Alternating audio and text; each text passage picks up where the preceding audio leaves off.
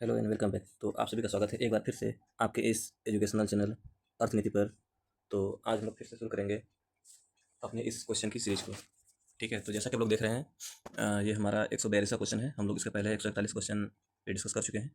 ठीक है, तो आप लोग ज़्यादा से ज़्यादा चैनल को सब्सक्राइब कीजिए, शेयर कीजिए, लाइक कीजिए।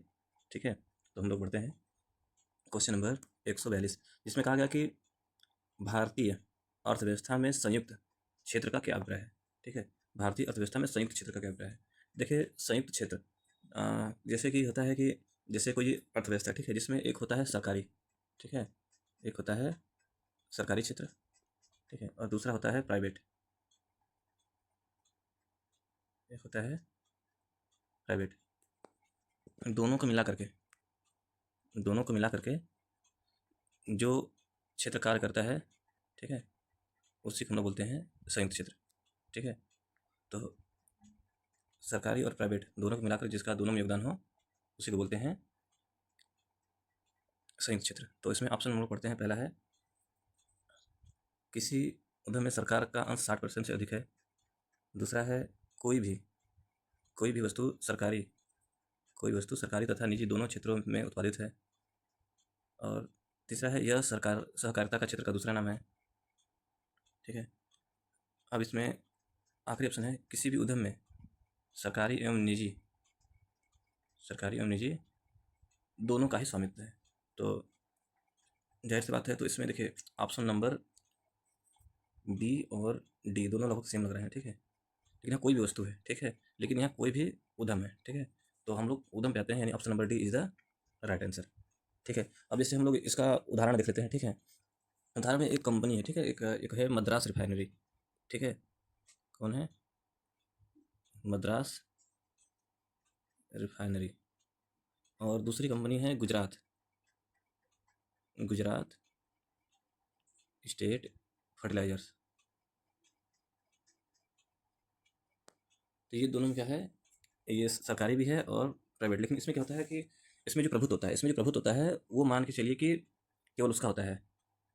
जो जितने भी मेन सदस्य होंगे उसमें सरकार के होंगे। ठीक है, जितने मेन सदस्य होंगे किसके होंगे? सरकार के होंगे। और इसमें एक और चीज़ है, ठीक है, इसमें एक और जैसे कि ये जो भारत की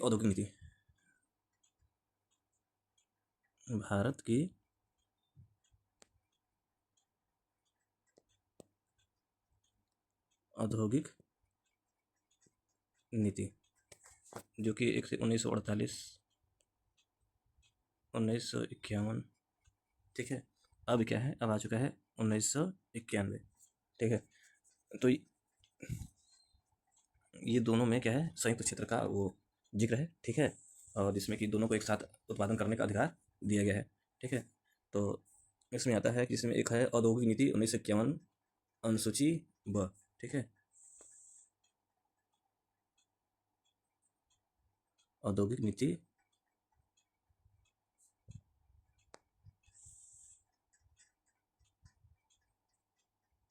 1951 ब।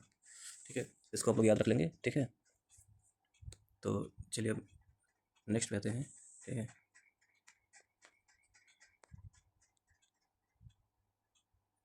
इसमें वाला क्वेश्चन है जिसमें कहा गया है कि भारत में अधिकांश व्यक्ति बेकार है। भारत में अधिकांश व्यक्ति बेकार है। बेकार इन द सेंस कहना है कि कौन सा क्षेत्र है जिसमें अधिकांश जनसंख्या जो कि बेकार इसी तरह लगी है। तो उसमें देखिए, पहला ऑप्शन है उद्योग, दूसरा कृषि, तीसरा खनन, और चौथा ऑप्शन कोई नहीं। तो सबको पता है कि देखिए कृषि है। जो कृषि है, कृषि में क्या है, आपकी करीब 40 से 45%, 40 से 45% क्या है जनसंख्या कृषि में है। 40 से 45% जनसंख्या क्या है, कृषि में है। लेकिन इसमें क्या है, इसी में क्या है, इसमें प्रच्छन्न बेरोजगारी भी है। कौन सी बेरोजगारी है? प्रच्छन्न बेरोजगारी। प्रच्छन्न बेरोजगारी के उसके साथ साथ क्या है, मौसमी बेरोजगारी। प्रच्छन्न बेरोजगारी इन द सेंस इसमें क्या होता है कि अब हमें आवश्यकता है 2 लोगों की, आवश्यकता है 2 की, ठीक है, और उसमें काम कर रहे हैं 3 लोग एक्स्ट्रा, यानी 5 लोग। अब एक ही परिवार है, एक ही परिवार में कई लोग रहते हैं, तो एक ही परिवार में कई लोग हैं, तो अब सभी लोग उसी काम में लगे। अब जिनके घर खेत है तो वहाँ काम 2 ही लोग का है, लेकिन पूरा परिवार लगा उसी में। ठीक है, ये चाहे तो 3 लोग दूसरा काम करके और आय अर्जित कर सकते थे, लेकिन ये लोग क्या है, एक ही जगह। मौसमी क्या है कि अब उस फसल का मौसम है तो उसी में किए, अब वो क्या, मौसम बदल गया, काम खत्म हो गया, तो वही है। ठीक है, तो इसका राइट उत्तर क्या हो गया? B is the right option. ठीक है, चलिए नेक्स्ट आते हैं।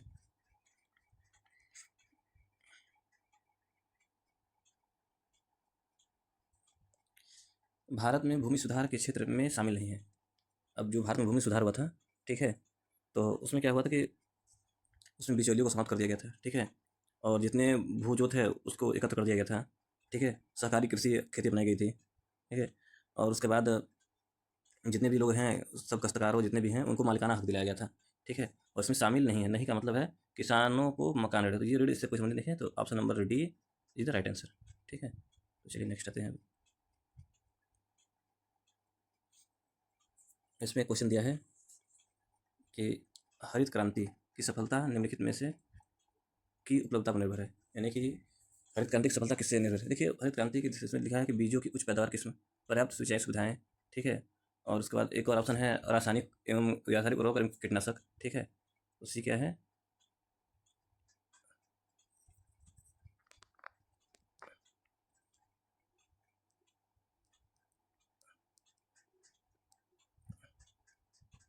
रासायनिक उर्वरक एवं कीटनाशक।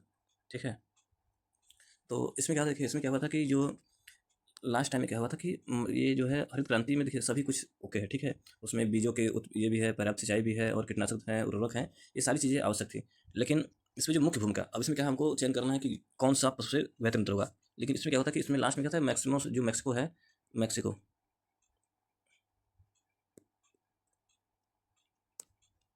मैक्सिको से क्या हुआ था, ये बीजों की उच्च किस्म, यानी कि जो हाइब्रिड बीजे, जो मतलब हाइब्रिड जो क्या हुआ था, आयात हुआ था। जब ये बीजें आई तब उसके बाद ये क्या हरित क्रांति जो है अपने अच्छे लेवल पर पहुंची। ठीक है, तो right answer is the A is the right answer.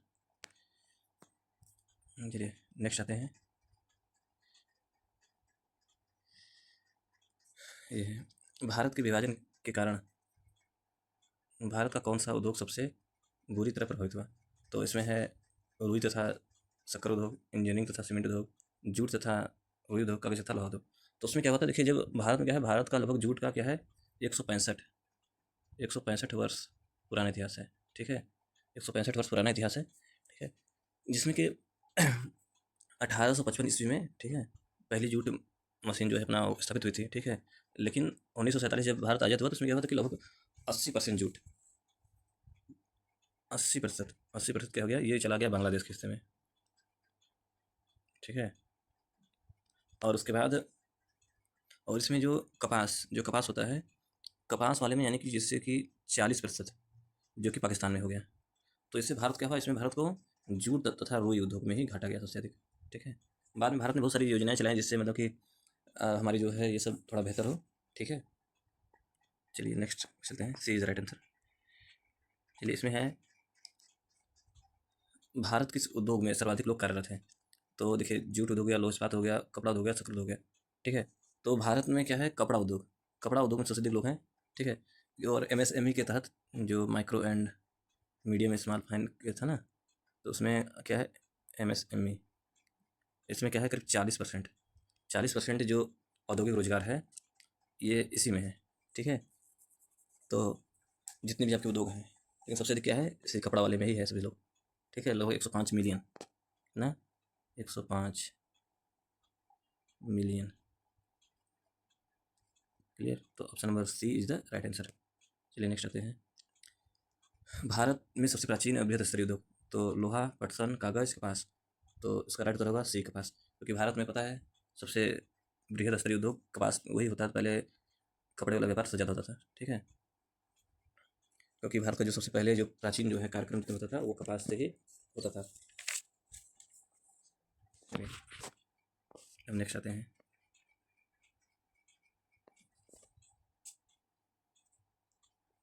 Question है इसमें, तमिलनाडु में सर्वाधिक सूती वस्त्र कारखाने कहाँ पाए जाते हैं। चेन्नई, कोयम्बटूर, मदुरई, सलेम। चलिए इसमें हम लोग पहले बात कर लेते हैं। देखिए जो तमिलनाडु है, ठीक है, ठीक है, अ, इसी में सबसे अधिक जो है क्या होता है, सूती वस्त्र कला कार्यक्रम होता है, जो कुल मिला के 40%, जो भारत की 40%, 40% मिले कहाँ है, सूती वस्त्र की, ये तमिलनाडु में ही है। कहाँ पर है, तमिलनाडु में। ठीक है, और उसको बोलते हैं दक्षिण भारत का मैनचेस्टर। किसका बोलते हैं, दक्षिण भारत का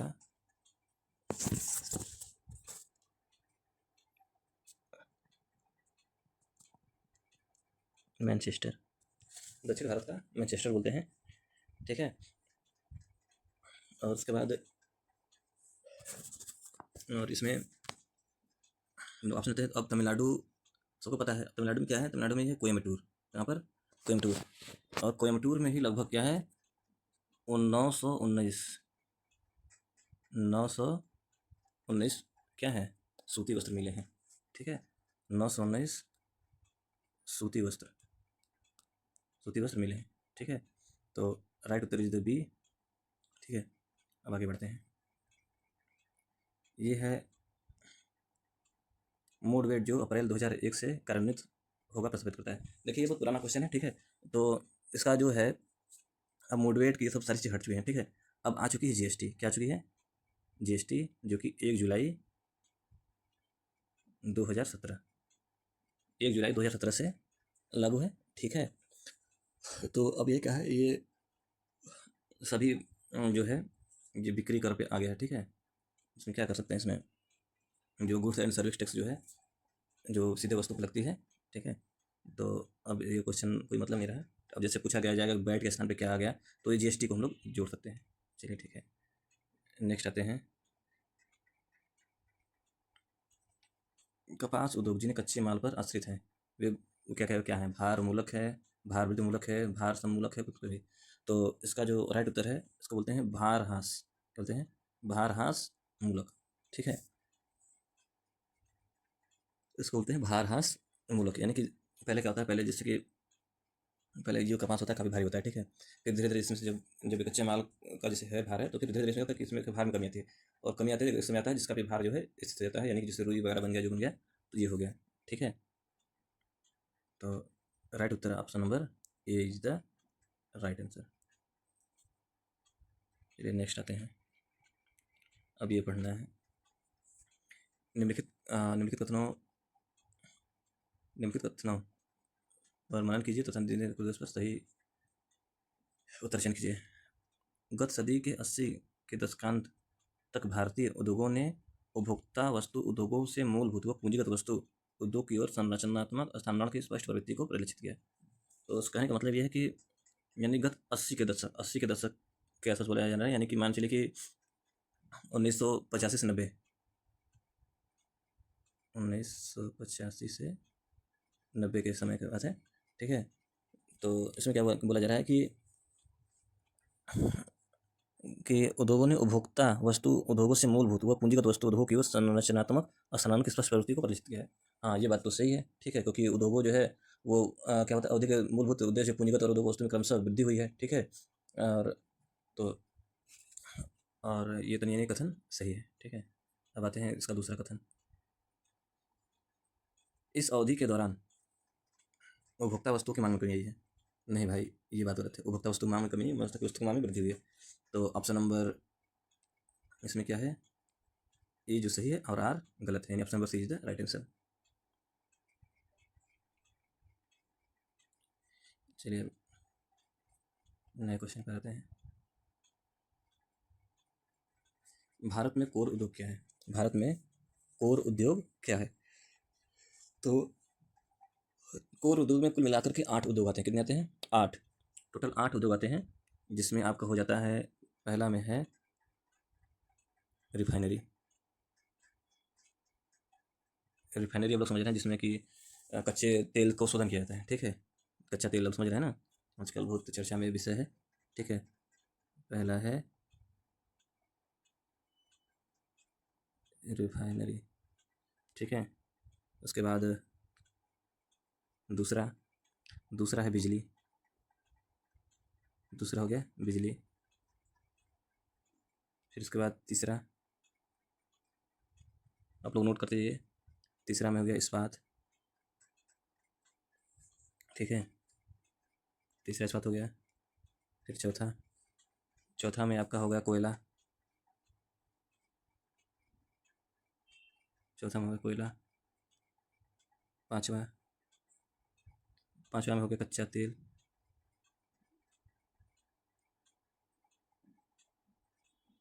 कच्चा तेल। छठवां में हो गया गैस। सातवां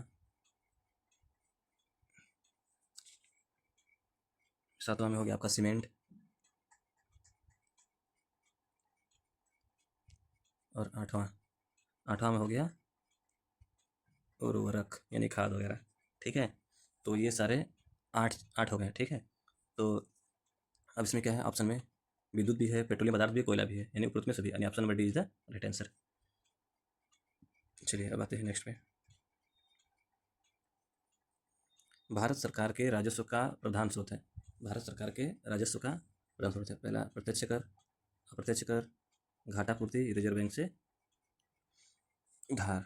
ठीक है, तो भारत सरकार का राजस्व का सबसे बड़ा स्रोत देखिए, आज के समय में क्या है कि जब ये आप क्वेश्चन दिया गया था उस समय अप्रत्यक्ष कर ज़्यादा था। ठीक है, लेकिन अप्रत्यक्ष कर डायरेक्ट टैक्स ज़्यादा है, क्योंकि उसमें क्या है 39%।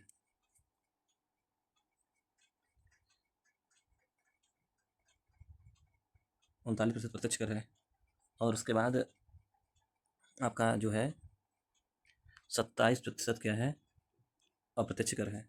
ठीक है, तो इस अनुसार क्या होगा, अप्रत्यक्ष कर क्या है, सबसे अधिक है। ठीक है, यानी प्रत्यक्ष कर से सबसे अधिक सरकार को आता है, यानी कि option number A is the right answer होगा। ठीक है, चलिए नेक्स्ट आते हैं।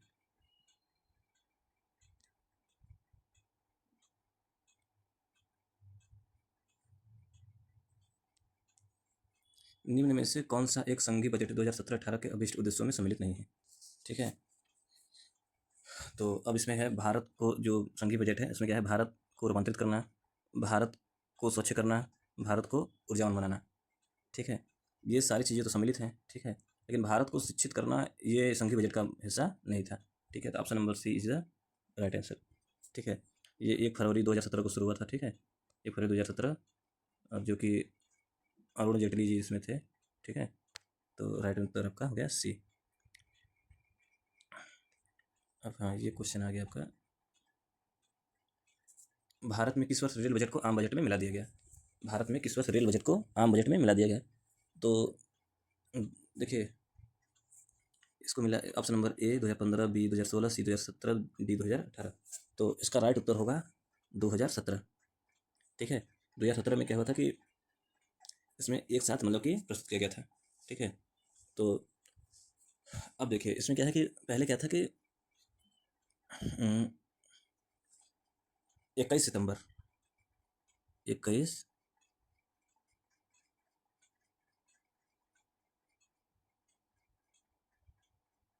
सितंबर 2016, 21 सितंबर 2016 को क्या हुआ, एक को क्या बोलते हैं, एक बैठक हुआ, बैठक के दौरान उसको आम बजट में शामिल करने का प्रस्ताव किया गया। ठीक है, और उसी में इसको क्या हुआ, मंजूरी मिल गई। मंजूरी 2016 मिली, मंजूरी जो है 2016 में मिल गई थी, लेकिन लागू कब किया गया, 2017 में। ठीक है, तो C option is the right answer. अब ये है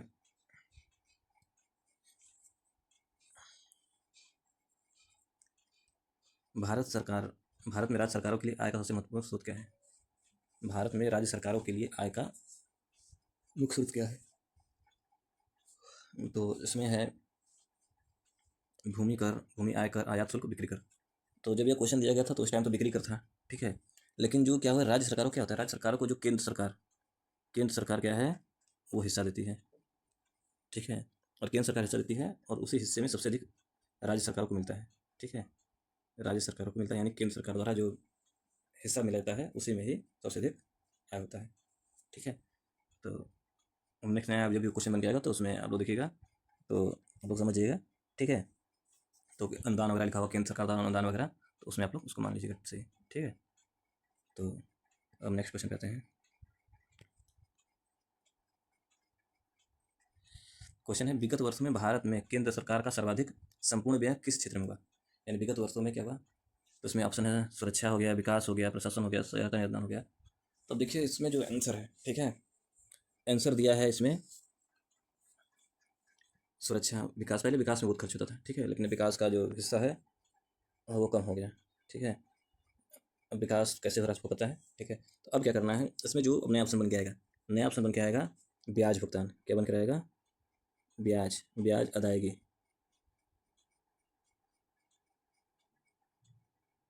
ब्याज अदायगी तो सबसे अधिक क्या है? ब्याज अदायगी, जो कि 20% है। ठीक है, 20%। लेकिन अगर और चीज़ें हम लोग देखी जाएँ, और चीज़ें देखी जाएँ तो जो राज्यों को अनुदान, राज्यों को अनुदान जो कि 22% है। ठीक है, तो अगर राज्यों को अनुदान नहीं दिया है तो आप लोग मारेंगे ब्याज अदायगी खर्च के मामले में। लेकिन अगर और दिया जाएगा तो राज्यों का होगा, तो राज्यों के अदायगी में ही, या राज्यों का अनुदान 22%। ठीक है, तो इसका कोई राइट उत्तर नहीं है। ठीक है, आप लोग ध्यान देंगे, आंकड़े बदलते रहते हैं, यही इकोनॉमिक्स है। ठीक है, और आप लोग शॉर्ट्स में देखते रहिए, उसमें सब सारी चीज़ें समझा समझा कर बताई गई हैं। ठीक है, और आप लोगों के लिए इतनी सारी मेहनत की जा रही है, तो लाइक करते रहिएगा। चलिए ठीक है, तो नेक्स्ट हम लोग आते हैं, निम्नलिखित में से कौन सा केंद्रीय सरकार का कर रहे हैं? निम्नलिखित में से कौन सा केंद्र सरकार कर रहे हैं? आयकर, सीमा शुल्क, भूमि राजस्व, उत्पाद शुल्क। देखिए इसमें क्या है, आयकर भी केंद्र लेती है, सीमा शुल्क भी केंद्र लेती है, और उत्पाद शुल्क भी केंद्र, लेकिन भूमि राजस्व जो है ये राज्य सूची का हिस्सा है, ये केवल राज्य सरकारें ही लेती हैं। ठीक है, तो B option number is the right answer. चलिए नेक्स्ट आते हैं,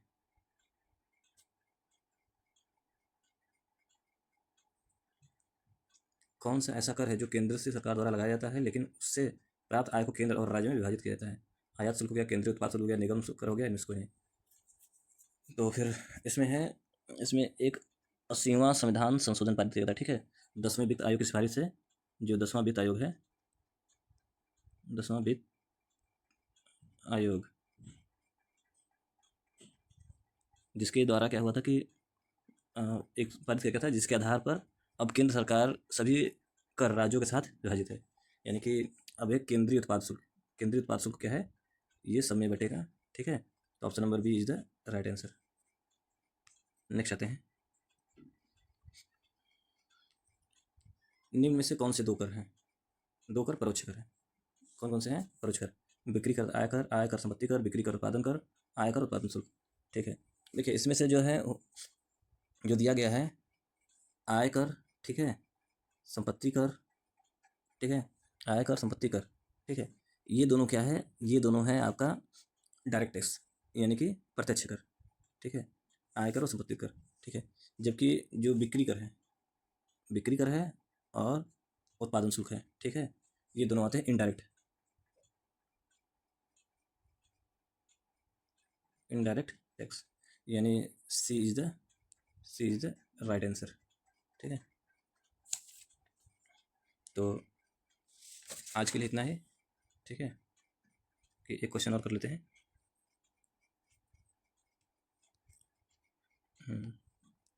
निम्नलिखित प्रत्यक्ष करों में से किस कर से सरकार को अधिकतम राजस्व प्राप्ति होती है? ठीक है, तो पहला है निगम कर, दूसरा आय कर, तीसरा दान, चौथा संपत्ति कर। ठीक है, अब ये भी क्वेश्चन है, वही है। ठीक है, जब प्रश्न पूछा गया था तो निगम कर था। ठीक है, लेकिन अब क्या है, अब आयकर ज़्यादा हो गया है। ठीक है, पहले नंबर पर आयकर है, दूसरे नंबर पे क्या है? निगम कर है। ठीक है, तो B option is the right answer. ठीक है, तो आप लोग, आई होप आप लोगों को सेशन अच्छा लगा होगा। ठीक है, तो आप लोग बताएंगे मिलके कि हमारी क्लास कैसी लगी। ठीक है, तो आप लोग चैनल को बनाए रखिए, बने रखिए, और इस तरह हम लोग जो पुरानी बुक्स हैं, उसका जो डाटा है वो पुराने हो चुके हैं। ठीक है, तो उसको हम लोग सुधार करते हुए हम लोग आगे बढ़ेंगे, और ऐसे क्वेश्चन को करते रहेंगे। ठीक है, तो आप लोग अपना प्यार आशीर्वाद बनाए रखिए, ऐसे ही हम लोग क्लास करते रहेंगे। ठीक है, तो जैसा कि आप लोग देख रहे हैं अभी, इसमें हम लोग देख रहे हैं, देखिए अब यहाँ पर दिखाया गया है। ठीक है, हम लोग ऐसे ही ग्राफिक के माध्यम से ही शॉर्ट्स में अपना पढ़ाई करते रहेंगे। ठीक है, तो इसमें जैसा कि आप देख रहे हैं, इसमें भारत सरकार को सबसे अधिक आयकर मिलती है। ठीक है, इसमें बताया गया है। ठीक है, जो कि डायरेक्ट टैक्स है। अब देखिए रुपया कहाँ से आता है। ठीक है, कुल विश्लेषण है 39 पैसे का। ठीक है, अब इसमें देखते हैं, इसमें जैसे आप देख रहे हैं, जो कि आयकर से करीब 22 पैसे आता है, यानी कि 22% से क्या है? आयकर से आता है। यहाँ पे ना आयकर से 22 पैसे। ठीक है, और ये 17 पैसा जो निगम कर से आता है। ठीक है, व्यक्तियों की आय पर सरकार के लिए सबसे बड़ा व्यक्तिगत स्रोत है। व्यक्तियों की जो आय है तो उससे सरकार कमाती है, और जो कंपनियों के लाभ पर क्या है? 70%। सबसे, लेकिन पहले क्या था? पहले निगम कर ज़्यादा था, और ये कम था, लेकिन अब लोगों की जेब से पैसा सरकार निकालती है, सबको पता है। ठीक है, और देखिए इसमें क्या है, और इनडायरेक्ट टैक्स में क्या है? अब जीएसटी से करीब 18 पैसा आता है, ठीक है। ये 18% इनकम क्या है, जीएसटी सरकार कमाती है। फिर 5% क्या है, केंद्रीय उत्पाद शुल्क, पेट्रोलियम, तंबाकू जैसी चीज़ होती है। और सीमा शुल्क से 4% कमाती है, ठीक है। तो और उसमें बाकी आप लोग देख रहे हैं, ठीक है। और कुछ परीक्षा की दृष्टि से है, ठीक है। और सरकार के पास जो प्राप्तियाँ आती हैं, ठीक है, ये आप लोग देखिए परीक्षा की दृष्टि से, ठीक है। इसमें दिया है कि सरकार की प्राप्तियों का सबसे बड़ा स्रोत, ठीक है, तो वो क्या है, उधार। उधार से आता है, ठीक है। यदि केवल करों की बात होगी तो डायरेक्ट टैक्स होगा, और अगर ऐसे बात होगा, ठीक है, तो उधार से। यहाँ नोट लिखा है, प्रत्यक्ष करों का अधिक होना एक स्वस्थ और प्रगतिशील अर्थव्यवस्था का संकेत है, जो कि आय पर आधारित है, ठीक है। तो आप लोग हमारे चैनल को लाइक और सब्सक्राइब कीजिए, ठीक है, ताकि आप लोग को जानकारी मिलती रहे। एक बात हम लोग कर लेते हैं, भारत के रेल बजट का आम बजट में विलय पर एक ऐतिहासिक आर्थिक सुधार, ठीक है, जिसमें कि जो विलय तिथि क्या है, 21 सितंबर 2016 को मंजूरी मिली, ठीक है। उसके बाद पहला जो संयुक्त बजट है 1 फरवरी 2017 को हुआ, ठीक है। सुरेश प्रभु ने अंतिम अलग रेल बजट 2016 में पेश किया, वो जो है जो प्रस्तुत किया था 2016 में, ठीक है, जो कि 92 साल पुरानी परंपरा समाप्त हो गई। 1924 में रेल बजट को आम बजट से अलग किया गया था। पहले क्या था,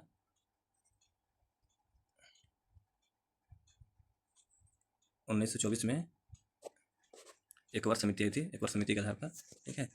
और जो कि उसके बाद क्या हुआ था, क्योंकि वो काफ़ी बड़ा हिस्सा था जीडीपी का, इसलिए किया था। और विलय क्या हुआ था, विलय किया था विवेक देवरा समिति ने। विवेक देवरा समिति ने के कारण क्या है, इसमें एक में कर दिया गया था। तो ऐसा कि आप लोग देख सकते हैं, ठीक है। तो अंतिम रेल बजट सुरेश प्रभु 2016 में, ठीक है, समिति विवेक देवरा, इसको आप लोग जरूर याद रखिएगा। अब ये देखिए, इसमें है उत्तर प्रदेश सरकार। उत्तर प्रदेश सरकार के आय का स्रोत वो क्या है कि स्वयं का कर और केंद्रीय सरकार से हस्तांतरण, ठीक है। इसमें कुल राजस्व प्राप्ति का विश्लेषण है, ठीक है। अब क्या है, 40% क्या है, 40% तो इनको कौन देता है, केंद्र देता है 40%, ठीक है। और 35% स्टेट जीएसटी आ गया, ठीक है। और 15% हो गया अनुदान हो गया। अब राज्य का अपना क्या है, ठीक है, सबको पता है, राज्य सरकार स्टेट जीएसटी हो गया। आबकारी शुल्क हो गया, शराब दारू पे, डीजल पेट्रोल पे कर लगाती है अलग से। संपत्ति क्रय बिक्री पे हो गया, नए वाहनों खरीद बिक्री वाला हो गया, ठीक है। अब इसमें जो है राज्य का जो है क्या है, जो केंद्र कर हस्तांतरण सर्वाधिक है, ठीक है। और एसजीएसटी से, यानी कि जो केंद्र सरकार द्वारा सबसे अधिक आय होता है इनको, और जो स्वयं कमाते हैं वो एसजीएसटी से, ठीक है। तो आप लोग ऐसे ही बने रहिए। और सबको पता है उत्तर प्रदेश सर्वाधिक जनसंख्या वाला राज्य है, इसलिए हस्तांतरण सर्वाधिक यहीं होता है। अब देखिए, इसमें भारत सरकार का सर्वाधिक व्यय कहाँ होता है, तो ब्याज भुगतानों में, ठीक है, हम लोग देख रहे हैं। तो नीचे आते हैं, देखिए बताया था ना, ब्याज भुगतान में क्या होता है, सर्वाधिक होता है। ब्याज भुगतान में 20% होता है, और 22 पैसा क्या होता है, स्टेट का हिस्सा देना पड़ता है, ठीक है, इसमें चला जाता है। और इसके बाद होता है यहाँ पर 8 से 9% सेना में हो जाता है। 10 से 12% जन कल्याण में होता है। 5 से 7% उर्वरक में जाता है। और जो योजनाएं के अंदर चलाती है 6 से 8% योजनाओं में चला जाता है। और परीक्षा के संबंध से क्या होता है, इसमें देख लीजिए, पिछले वर्षों में सड़क और रेलवे में बड़ी जो है बढ़ोतरी हुई, ठीक है। और अधिकांश व्यय अभी भी राजस्व व्यय उपभोग पर आधारित है।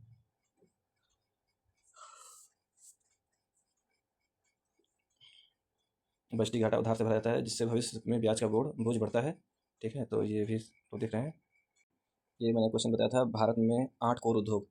तो भारत में 8 कोर उद्योग जो हैं, इंडस्ट्री जितने भी हैं, ठीक है। तो पहला पे है रिफाइनरी हो गया, ठीक है, सबसे बड़ा कोर तेल उद्योग है, जो कि कच्चे तेल को शोधन करता है, जैसे पेट्रोल डीजल गैस वगैरह बनता है। फिर दूसरे नंबर पे हो गया इलेक्ट्रिसिटी, यानी ऊर्जा हो गया 19% करीब। और स्टील हो गया, जो कि निर्माण मशीनरी उधार ये हो गया, ठीक है। फिर कोयला हो गया, थर्मल पावर में हो गया, ठीक है। क्रूड ऑयल हो गया, पेट्रोलियम नेचुरल गैस हो गया, उर्वरक बिजली उत्पादन उपयोगी हो गया। फिर सीमेंट हो गया, फिर फर्टिलाइजर हो गया, ठीक है। तो यूँ ही आप लोग बने रहिए, ठीक है। और ऐसे ही आप लोगों को जानकारी मिलती रहेंगी, ठीक है। तो तब तक के लिए चैनल को लाइक कीजिए, सब्सक्राइब कीजिए, शेयर कीजिए, और ज़्यादा से ज़्यादा बने रखिए। तो फिर ठीक है, मिलते हैं। Take care, bye.